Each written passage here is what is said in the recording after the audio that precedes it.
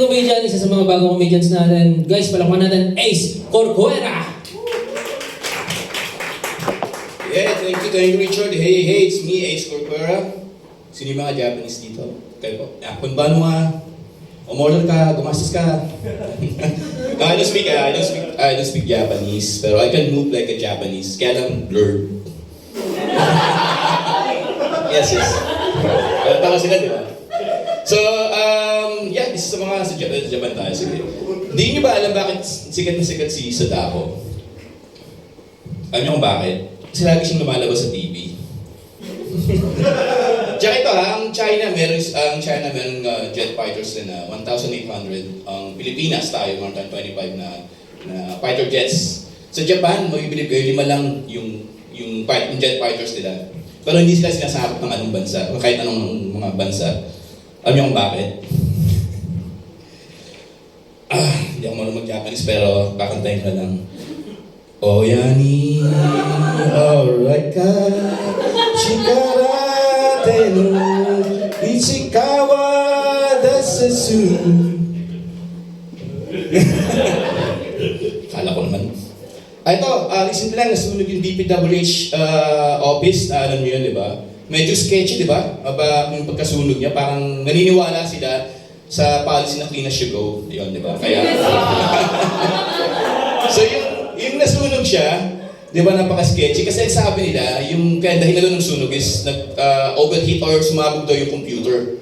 Naniniwala kayo dun? Kasi sa call center, 24 hours open yung mga computer, di mo sumasabog, di ba?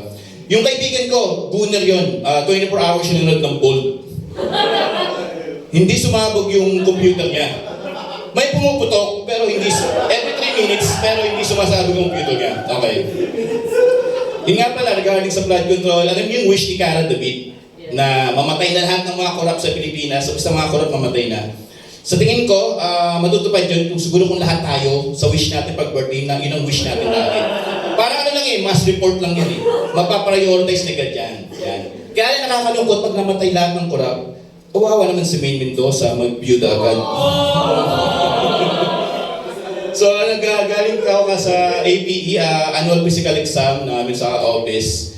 Ramdam ko na galit sa akin yung doktor Kasi niresetahan niya ako ng matapang na sleeping pills. I-take ko daw yun lagi pagkagising ko. May tropa nga pala akong teacher. Dinala ko siya nakaraan kasi na-aksidente siya, naputol yung index finger niya. And nakakalungkot. Kaya mula nun, hindi na siya nakapagturo. Ito nga pala, sa history naman to guys, sa mga history pa ba. Napanood ko si last night, yung pelikula ni Love Diaz. Si Love Diaz isang director, so may ginawa siyang movie, pinakita si Lapu-Lapu. Hindi ka nagtataka kay Lapu-Lapu, laging ginagawa pala sa mga historical image or sa libro, laging mahaba yung buhok niya. Hindi ka nagtataka. Isa sa mga dahilan siguro ba't mahaba ang buhok ni Lapu-Lapu, ayaw niyang Magellan. Ito na, last. Sumakay ako papunta rito gamit yung angkas. Habang nakasakay ako sa angkas, ang dami nakitang mga riders. Mga kamote riders, nakakainis sila, di ba? Pag bilang mag-speed ng ganyan, nakakainis. Pero although kamote riders sila, bilib ako sa kanila kasi ang bibilis ng utak nila. Napakabilis, May nakita ako kamote rider, nabangga siya dito, yung utak niya nandun. So, mabilis.